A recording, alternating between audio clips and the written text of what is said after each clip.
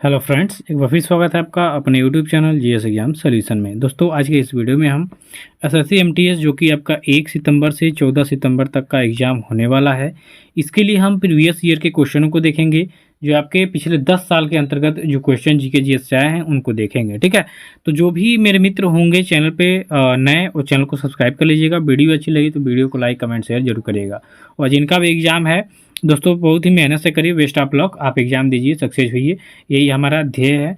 ठीक है, तो जिनको भी वीडियो अच्छी लगेगी और लास्ट तक बने रहिएगा वीडियो में, चैनल को सब्सक्राइब कर दीजिएगा। ठीक है, तो चलिए क्वेश्चन को स्टार्ट करेंगे। इसमें टॉप 50 क्वेश्चन है जो प्रीवियस ईयर के क्वेश्चन है, पिछले 10 साल के अंतर्गत पूछे गए हैं। पहले क्वेश्चन है कि अजंता और एलोरा की गुफाएं कहाँ पर स्थित है। तो मित्रों, अजंता और एलोरा की गुफाओं की बात करेंगे तो यह आपके महाराष्ट्र राज्य में स्थित हैं। तो इसका सही उत्तर होगा आपका विकल्प ए कि एलोरा और अजंता की जो गुफाएं हैं यह आपके महाराष्ट्र राज्य में स्थित हैं। तो इसका विकल्प ए सही उत्तर हो जाएगा। ठीक है, दूसरे नंबर के क्वेश्चन में है दोस्तों कि महान्यायवादी की नियुक्ति किस अनुच्छेद के अंतर्गत की जाती है। तो भारत में महान्यायवादी की नियुक्ति की बात करेंगे तो यह अनुच्छेद 76 के अंतर्गत किया जाता है। ठीक है, तो आर्टिकल 76 हो जाएगा आपका सही उत्तर, विकल्प बी इसका राइट आंसर होगा। फटाफट क्वेश्चन को देखेंगे दोस्तों। अगले क्वेश्चन में है कि संविधान के किस अनुच्छेद में धन विद्या की परिभाषा दी गई। देखिए यहाँ पे धन विद्या कर दिया गया, धन विधेयक है। ठीक है, धन विधेयक, ठीक है, धन विधेयक की परिभाषा दी गई है। तो ये अनुच्छेद 110 के अंतर्गत है। ठीक है, तो धन विधेयक इसका सही उत्तर होगा आपका अनुच्छेद 110 की संविधान के अनुच्छेद 110 में धन विधेयक की परिभाषा दी गई है। ठीक है, तो यहाँ धन विधेयक हो जाएगा। चलिए अगले क्वेश्चन को देखेंगे कि यक्षगान किस राज्य का लोक नृत्य है। तो मित्रों, यक्षगान की बात करेंगे तो यह आपके कर्नाटक राज्य का एक प्रमुख लोक नृत्य है। तो विकल्प यहाँ जो डी होगा आपका सही उत्तर हो जाएगा। आगे चलेंगे, 5 नंबर के क्वेश्चन को देखेंगे कि रऊफ लोक नृत्य का संबंध किस राज्य से। देखिए एसएससी के कई सारे एग्जामों में लोक नृत्य से बहुत सारे क्वेश्चन आए हैं, इसको ध्यानपूर्वक देखिएगा। यह सभी क्वेश्चन एसएससी एमटीएस के प्रीवियस ईयर में आए हुए हैं। तो रऊफ जो है लोक नृत्य आपके जम्मू कश्मीर में बहुत ही फेमस है। ठीक है, तो इसका सही उत्तर क्या होगा, विकल्प ये हो जाएगा कि रऊफ लोक नृत्य का संबंध आपके जम्मू कश्मीर राज्य से है।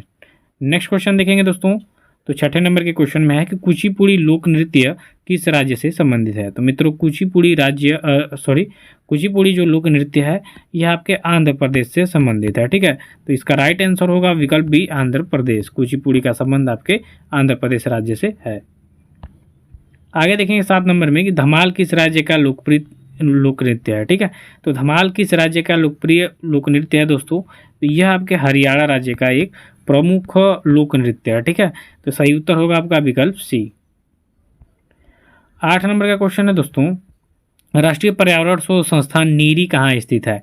ठीक है, राष्ट्रीय पर्यावरण शोध संस्थान यह आपके नागपुर में स्थित है। तो यहाँ विकल्प आपका जो डी होगा इसका सही उत्तर होगा कि राष्ट्रीय पर्यावरण शोध संस्थान आपके नागपुर यानी महाराष्ट्र में स्थित है। आगे देखिए 9वें नंबर में कि भारत में वन अनुसंधान संस्थान कहाँ पर स्थित है।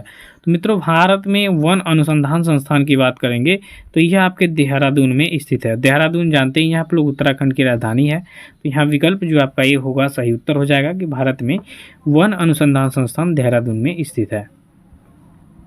10 नंबर का क्वेश्चन है कि पोंगल किस राज्य का लोकप्रिय त्यौहार है। तो दोस्तों, पोंगल की बात करेंगे तो यह तमिलनाडु का एक बहुत ही फेमस त्यौहार है। ठीक है, पोंगल जैसे हम लोग उत्तर भारत में मकर संक्रांति मनाते हैं वैसे दक्षिण भारत में पोंगल मनाया जाता है। ठीक है, तो विकल्प यहाँ डी बी आपका सही उत्तर हो जाएगा।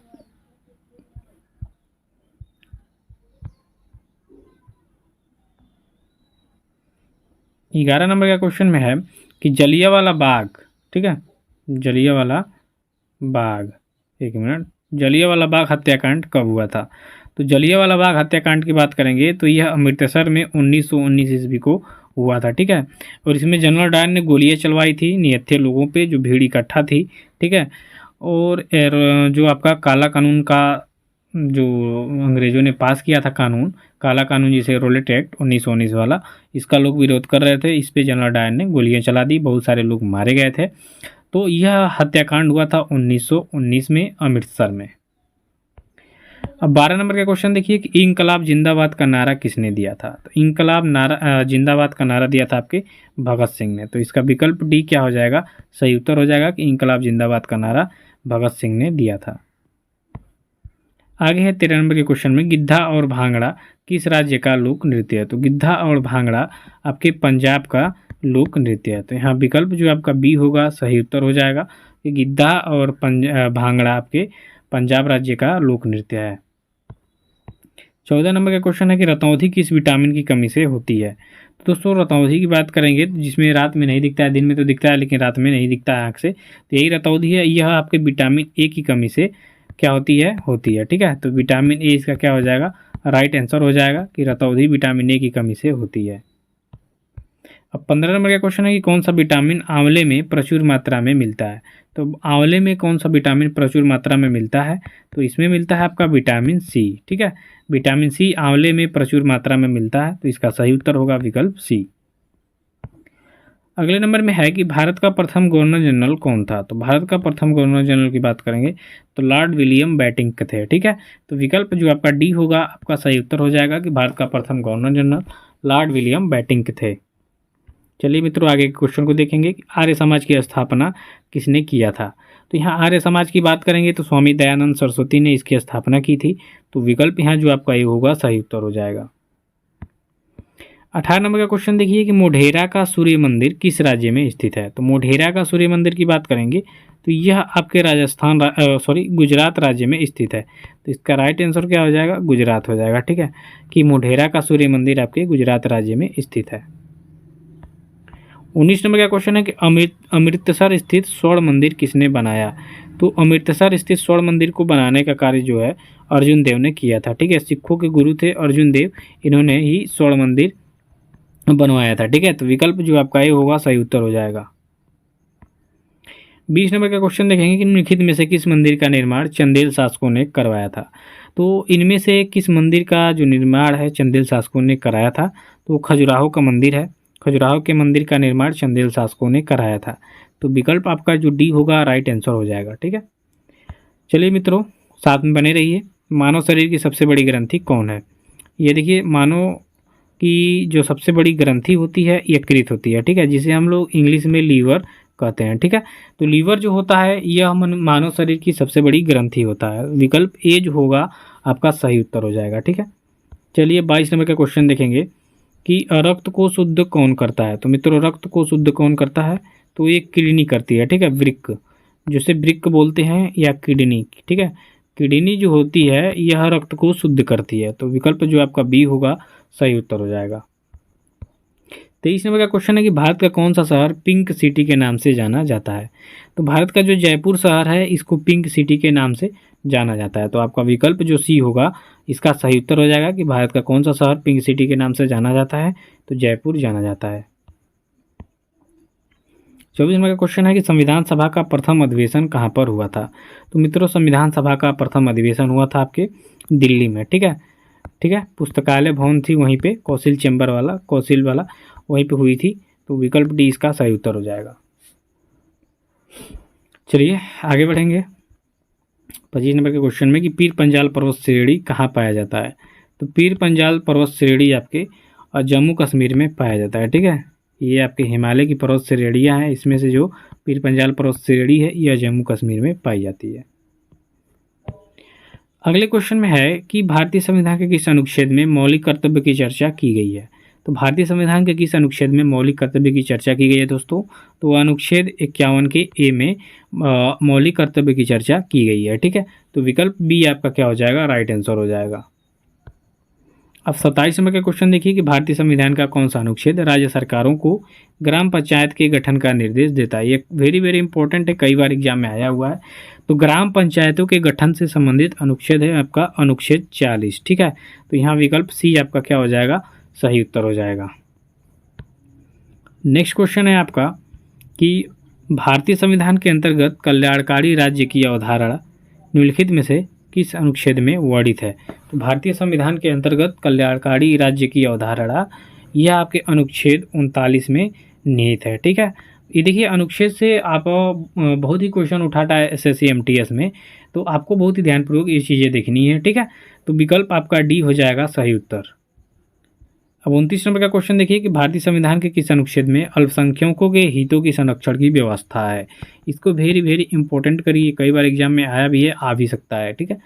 तो अल्पसंख्यकों के हितों के संरक्षण से संबंधित अनुच्छेद आपका कौन सा है?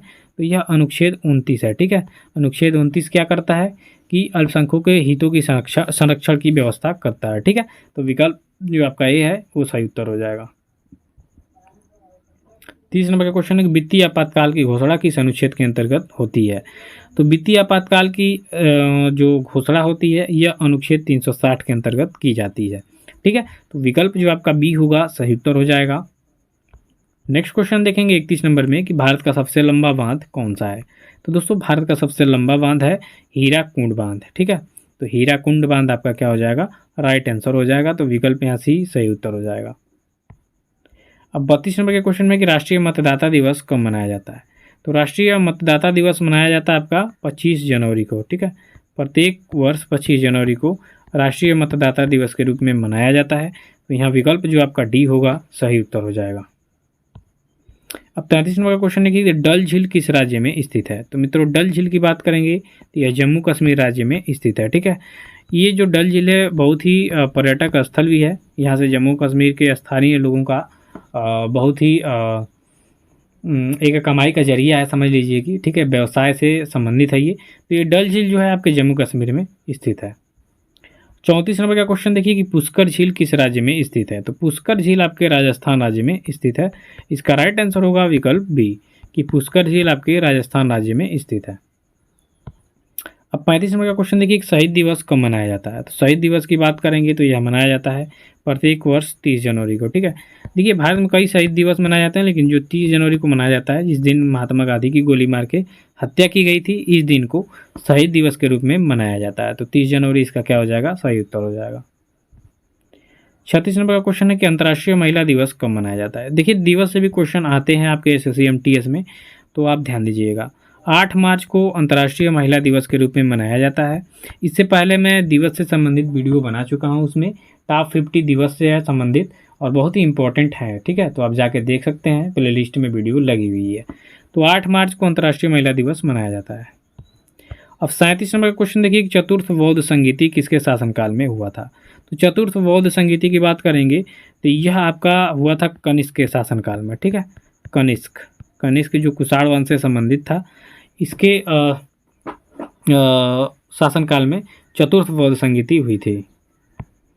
38 नंबर का क्वेश्चन है कि रोम किस नदी के किनारे पर बसा हुआ है? इससे भी क्वेश्चन आते हैं नदियों से किनारे बसे हुए शहर से। तो देखिए रोम इटली का शहर है। ठीक है, और ये जो है आपके टाइबर नदी के किनारे पर बसा हुआ है। तो इसका सही उत्तर क्या हो जाएगा? विकल्प बी हो जाएगा। ठीक है, चलिए 39 नंबर का क्वेश्चन देखिए कि पेरिस किस नदी के किनारे बसा हुआ है? तो पेरिस की बात करेंगे तो यह बसा हुआ है आपके सीन नदी के किनारे। एफिल टावर का नाम आपने सुना होगा, और पेरिस जो है फ्रांस की राजधानी भी है। तो एफिल टावर भी आपके पेरिस में स्थित है, और जो पेरिस है यह सीन नदी के किनारे स्थित है। अगले में है खिलजी वंश का संस्थापक कौन था? तो दोस्तों खिलजी वंश की संस्थापक के बारे में जानेंगे तो जलालुद्दीन खिलजी ने खिलजी वंश की स्थापना की थी, और इसी को मार के अलाउद्दीन खिलजी गद्दी पर बैठा था। तो विकल्प डी इसका सही उत्तर होगा। 41 नंबर का क्वेश्चन देखिए गुलाम वंश की स्थापना किसने किया? तो गुलाम वंश की स्थापना किया था आपके कुतुबुद्दीन ऐबक ने। ठीक है, देखिए गुलाम वंश इसलिए पड़ा कि जो कुतुबुद्दीन ऐबक था यह मोहम्मद गोरी का गुलाम था। ठीक है, और मोहम्मद गोरी जब भारत से वापस गया तो इसने यहाँ के सत्ता का जो चाबी है कुतुबुद्दीन ऐबक को दे के गया था। तो इसने यहाँ पे गुलाम वंश की स्थापना की थी। ठीक है, चलिए 42 नंबर का क्वेश्चन है कि भारत एवं पाकिस्तान का विभाजन किस योजना के तहत हुआ था? तो भारत और पाकिस्तान का विभाजन हुआ था आपकी माउंटबेटन योजना के तहत। तो विकल्प यहाँ जो आपका बी होगा सही उत्तर हो जाएगा कि माउंटबेटन योजना के अंतर्गत ही भारत एवं पाकिस्तान का विभाजन हुआ था। अगले नंबर में है कि लोधी वंश का अंतिम शासक कौन था? तो देखिए लोधी वंश का अंतिम शासक था आपका इब्राहिम लोधी। 1526 ईस्वी यह दिन जो है आपके 1526 ईस्वी में इब्राहिम लोधी जो है पानीपत का प्रथम युद्ध हार गया बाबर से। ठीक है, और बाबर ने इसे मार के मुगल वंश की नींव रखी थी। तो याद रखिएगा 1526 में पानीपत की प्रथम लड़ाई के बाद भारत का इतिहास बदल गया। दिल्ली सल्तनत से यहाँ का गुलाम वंश खत्म हो गया, अरे लोधी वंश खत्म हो गया, और यहाँ से नए वंश का उदय हुआ जिसका नाम था मुगल वंश। 300-400 साल तक इन्होंने शासन किया। अगले नंबर पर चौसा का युद्ध कब हुआ था? तो दोस्तों चौसा का युद्ध हुमायूं और शेरशाह सूरी के बीच में हुआ था 1539 ईस्वी को। कब हुआ था? 1539 ईस्वी, जिसमें शेरशाह सूरी ने, जो आपका शेरशाह सूरी था, सूरी वंश का संस्थापक, ठीक है, इसने हरा दिया था हुमायूं को। हुमायूं यहाँ देश भारत छोड़ के भाग गया था। 45 नंबर का क्वेश्चन देखिए कि भारत छोड़ो का नारा किसने दिया था? तो ये देखिए बहुत वेरी इंपॉर्टेंट क्वेश्चन है, कई बार एग्जाम में आया हुआ है। तो भारत छोड़ो का नारा आपके महात्मा गांधी के द्वारा दिया गया था। 46 नंबर का क्वेश्चन है कि आराम हराम है किसने कहा था? ये भी वेरी इंपॉर्टेंट है, कई बार एग्जाम में आया हुआ है। तो आराम हराम है यह जवाहरलाल नेहरू ने कहा था। तो विकल्प आपका जो बी होगा इसका राइट आंसर हो जाएगा।